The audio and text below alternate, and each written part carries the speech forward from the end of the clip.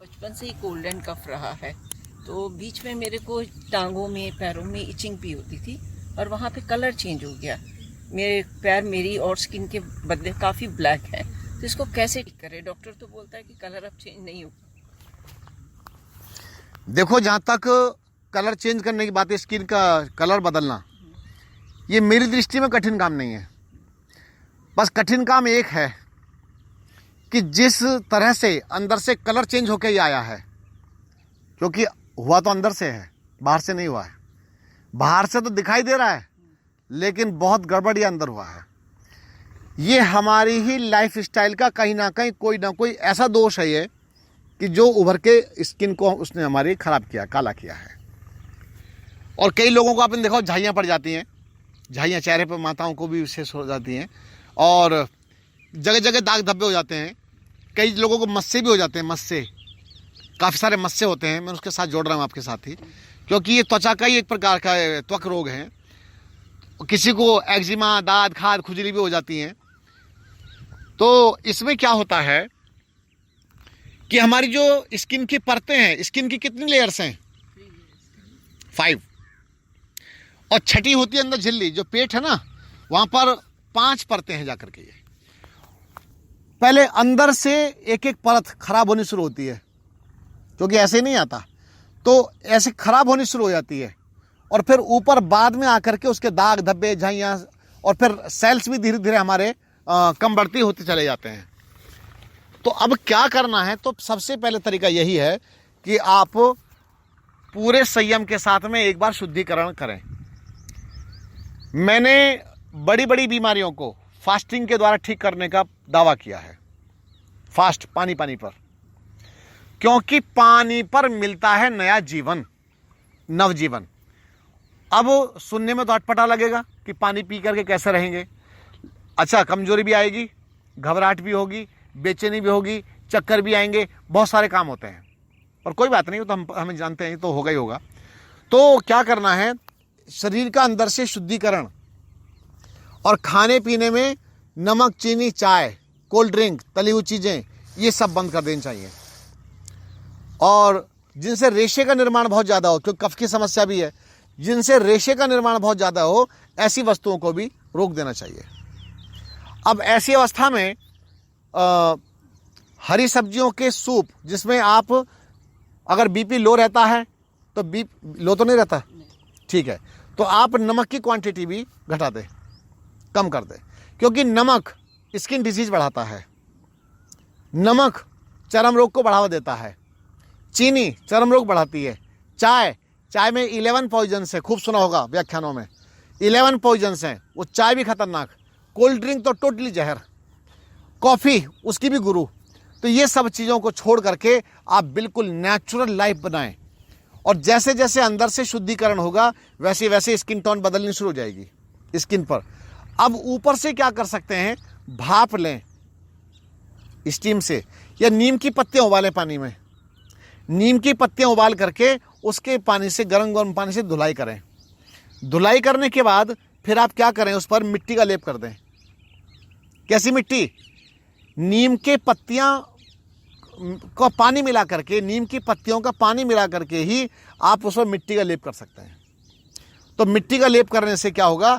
Skin की जो दोष है वो धीरे धीरे समाप्त होना शुरू हो जाएगा। तो त्वचा के रोग ठीक हो जाएंगे और स्किन का रंग बदल जाएगा। जैसे नीम की पत्तियां खाते हैं काफ़ी लोग, नीम की पत्तियां।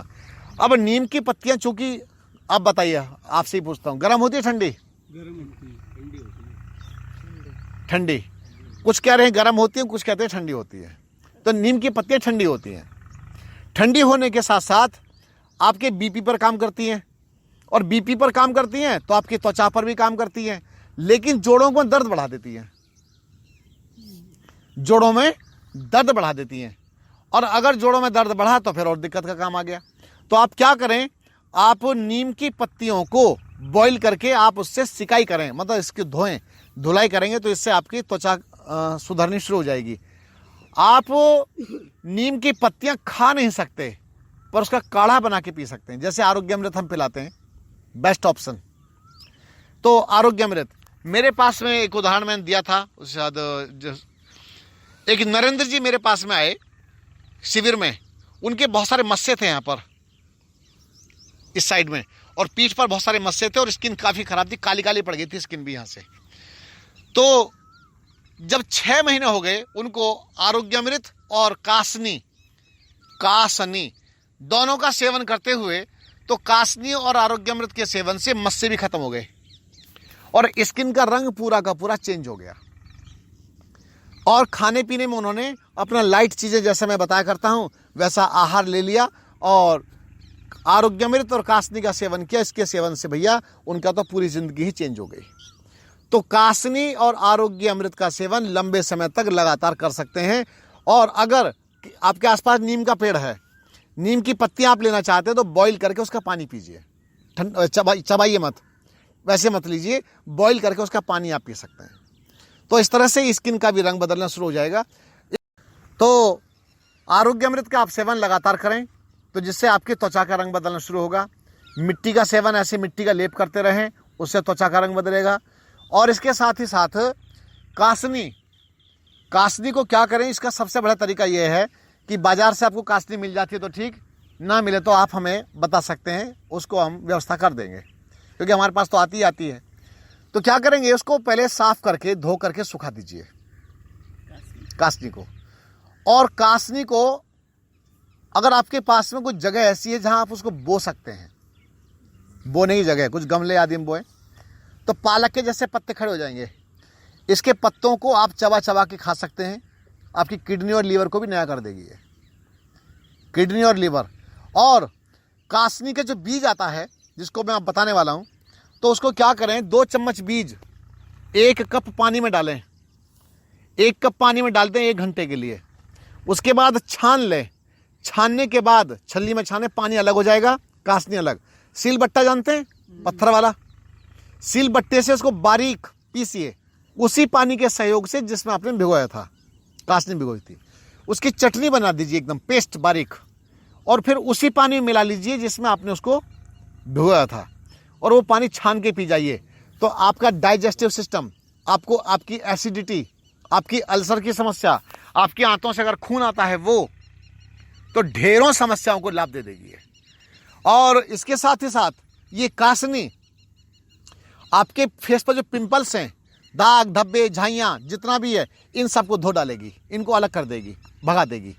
तो कासनी आपके लिए काफ़ी अच्छी चीज़ है, इसका आप सेवन कर सकते हैं।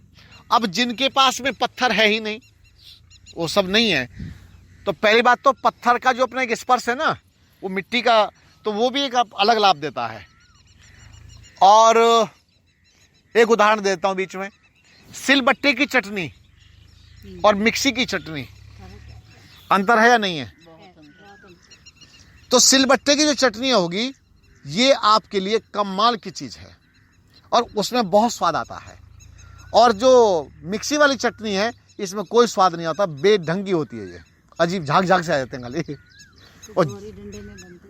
तो इस तरह से आप कासनी का सेवन कर सकते हैं, चटनी बना के पानी में मिला करके आप उसका सेवन करें। दूसरा नंबर, कासनी जिनके पास साधन कुछ है ही नहीं, उनके पास में एक मजबूरी है, वो आप कर लें। वो क्या है? मिक्सी। मजबूरी का नाम मिक्सी। तो मिक्सी में क्या करें, उसको पीस लें बारीक, पाउडर बन जाएगा आपका। कासनी का पाउडर बन गया। और कासनी का पाउडर क्या करें, सवेरे शाम खाना खाने से 1 घंटा पहले या 1 घंटा बाद इसका सेवन करें। आधा गिलास पानी से उसका पाउडर निकल जाए, तो ये भी फायदा करेगी। लेकिन सबसे बढ़िया तरीका है वो सिलबट्टे वाला, उसका आप सेवन करेंगे तो ये दाग धब्बे झाइयाँ वगैरह जितना भी सब पार हो जाएगा, ये एकदम ठीक हो जाएंगे।